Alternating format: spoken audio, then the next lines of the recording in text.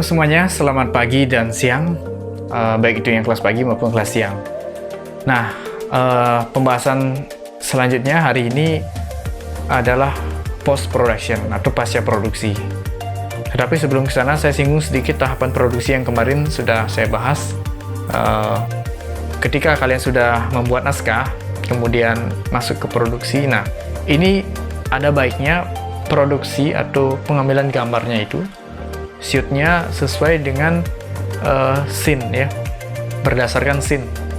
Misalnya naskah yang kalian buat ya itu terdiri dari 10 scene. Nah, scene pertama di sekolah, kemudian scene kelima di sekolah, scene ke-10 di sekolah. Nah, jadi kumpulkan dulu biar kita bisa datang ke satu tempat, kita setting propertinya. Nah, jadi sekali ambil gambar di tempat itu, langsung kita ambil scene pertama, scene kelima, scene ke-10. Kumpulkan semua scene yang ada di satu area itu. Setelah itu, baru kita pindah ke tempat lain. Di sana, scene berapa saja yang harus diambil. Misalnya di jalan, ada scene nomor 2, scene nomor 3, ada scene nomor 6 ya. Nah, kalau misalnya diurutkan berdasarkan naskah, nah, scene pertama di sekolah, kemudian pindah lagi, scene kedua di jalan, habis itu ketemu scene kelima ke sekolah lagi ya, berapa kali kita bolak-balik. Nah, jelas itu membuang-buang waktu dan membuang anggaran pastinya. Dan imbasnya gimana? Ketika tahapan editing. Nah, jadi editor itu akan memilah dulu yang mana yang cocok, yang bagus hasil shootnya.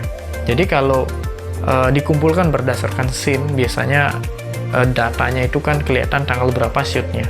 Misalnya tanggal 1 shoot di sekolah, berarti itu scene nomor 1, nomor 5, nomor 10 lah, itu bisa dikelompokkan. Kemudian besoknya shoot di jalan ya, scene-nya nomor 2, nomor 3, nomor 6 itu misalnya. Nah, berarti bisa dikumpulkan sehingga memilahnya itu lebih mudah. Nah, kemudian barulah dari sana ke tahapan yang paling umum, itu adalah editing ya, yang bekerja editor.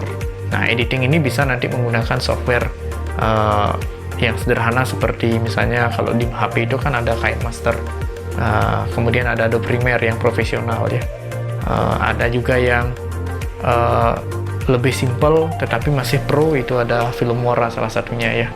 Nah, saya editing video yang saya buat ini menggunakan Filmora.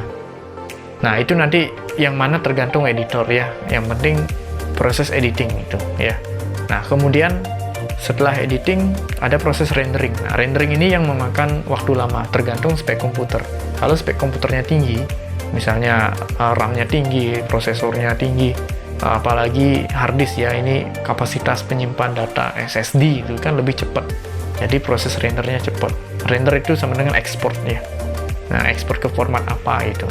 Kalau spek komputernya rendah ya lama, bisa-bisa komputernya mati ya, itu kan rusak jadinya. Nah, kemudian yang ketiga tahapannya adalah packaging ya, pengkemasan. Videonya ini mau dibawa kemana?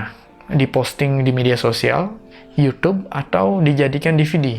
Nah, kalau misalnya dijadikan DVD itu perlu tambahan aplikasi khusus untuk merubah format ke DVD agar bisa di-play di media player.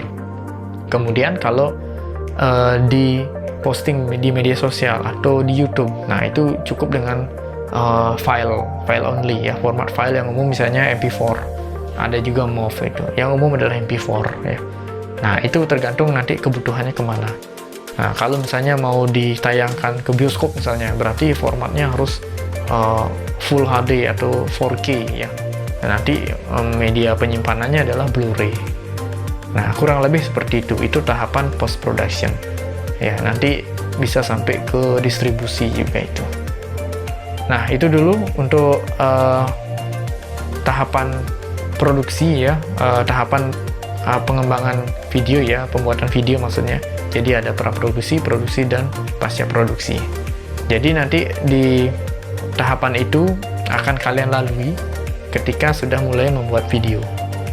Ya, ini harus dipahami betul ya, dari perencanaan, kemudian produksinya, sampai tahap pasca produksi harus tertata, termanage dengan baik. Ya, makanya ada peran yang namanya produser, nah, kemudian ada namanya kameramen, editor, ya.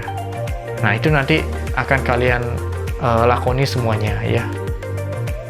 Oke, kalau ada yang mau ditanyakan atau ada pertanyaan, silahkan chat saya atau komen langsung di bawah. Nanti pembahasan berikutnya secara khusus yang di produksi, ya. Tahapan produksi itu ada pengambilan gambar, ada bidang gambar, kemudian angle, termasuk juga pengoperasian kamera.